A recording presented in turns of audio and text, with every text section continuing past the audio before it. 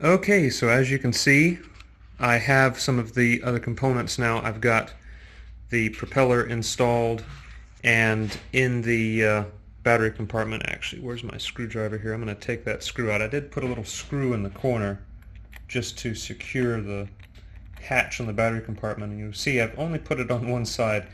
Really concerned about the weight, and as you can see, I've got the scale out, so we are about to find out where we're at weight-wise. That's a little 400 milliamp hour battery. Total weight of 22 grams, I think, on that. But that was 22 grams. The prop is like 6 or 7 grams. But we're going to find out what the entire thing weighs now. You will notice that I was able to get rid of some of those wrinkles. I basically just cut the fabric out on the wingtips, put in a new piece, ironed it down, and the other thing I did is I took a hairdryer and just very gently on the lowest setting warmed up the fabric, and it did straighten it out quite a bit, so it's looking halfway decent. But let's go ahead and turn the scale on, and we're going to see just how far over the weight limit is. I think we're going to be over here.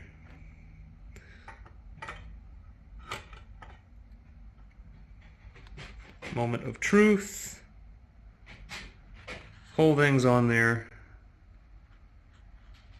252 grams.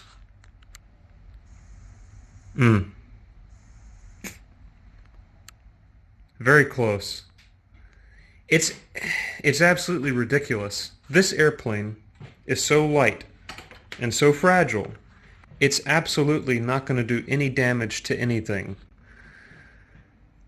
Yet, legally, you cannot fly it right now without some sort of remote ID unit on it. So I'm going to see if I can maybe trim off 2 grams of weight, get it down to 250 grams and make it legal, but the laws are just so stupid, so arbitrary and capricious. Weight should not be the determining factor. If you want to, again, see my proposal for how remote ID could be implemented and what it really would be useful for, I will have that video in a pinned comment below. And I'm going to encourage everybody to, perhaps with this new administration coming in, maybe get in contact with Elon Musk and just have him completely gut remote ID, because it is stupid the way it is right now. Let me start looking at some stuff and see where maybe I can get rid of some weight. I know this screw's probably longer than it needs to be. I might be able to take some weight off of this screw. But man, I'm going to have to figure out where to trim 2 grams off of this thing to get it legal. And just so you understand how difficult it's going to be to get those 2 grams off, this is that screw removed from the wing, so this is what holds the wing on in flight.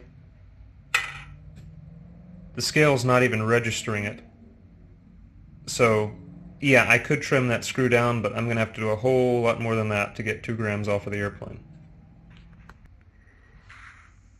As you can see, we're still sitting at 250 grams.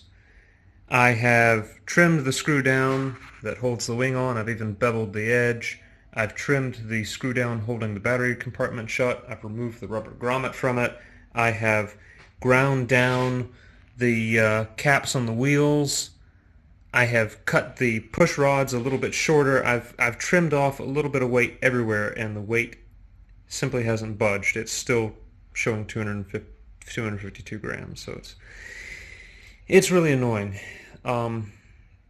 You know, if the thing had come out weighing 280 grams or 300 grams, I wouldn't be nearly as upset.